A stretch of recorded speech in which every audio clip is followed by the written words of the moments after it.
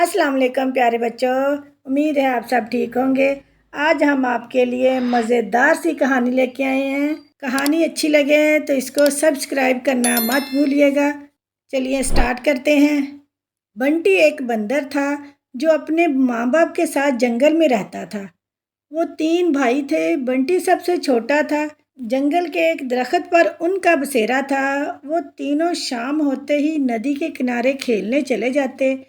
جنگل سے کچھ فاصلے پر ایک سڑک تھی جو شہر کی طرف جاتی تھی۔ ماں نے بچوں کو خاص نصیحت کر رکھی تھی کہ اس طرف نہیں جانا۔ سب سے بڑا بھائی سمجھدار تھا اور ماں کی بات مانتا تھا، جبکہ بنٹی اور منجلا بھائی ماں کی باتوں پر دھیان نہیں دیتے تھے۔ ایک دن تینوں بھائی ندی کنارے کھیل رہے تھے۔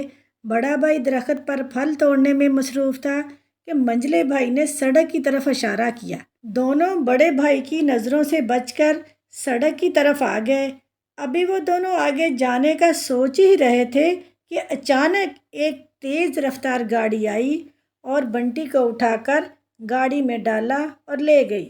منجلا بھائی یہ سارا منظر دیکھ کر ہکا بکا رہ گیا۔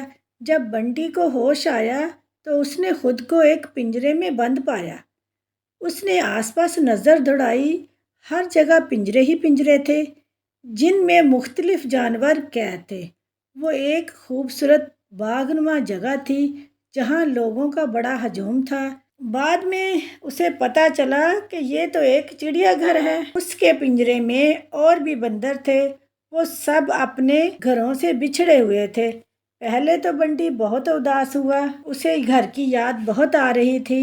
پھر اسے ماں کی نصیحت یاد آئی اور سوچنے لگا، کاش میں ماں کی بات مان لیتا۔ باقی بندروں نے اسے تسلی دی۔ کچھ ہی ہفتوں میں وہ سب بھول گیا اور خوشی خوشی رہنے لگا، کیونکہ اسے پتہ تھا کہ اس نے ہمیشہ اب یہیں رہنا ہے۔ اس کی باقی بندروں سے دوستی بھی اچھی ہو گئی۔ اب اس نے اسی جگہ کو اپنا گھر مان لیا۔ پیارے بچوں، اس لیے کہتے ہیں ماں باپ کی بات ماننی چاہیے۔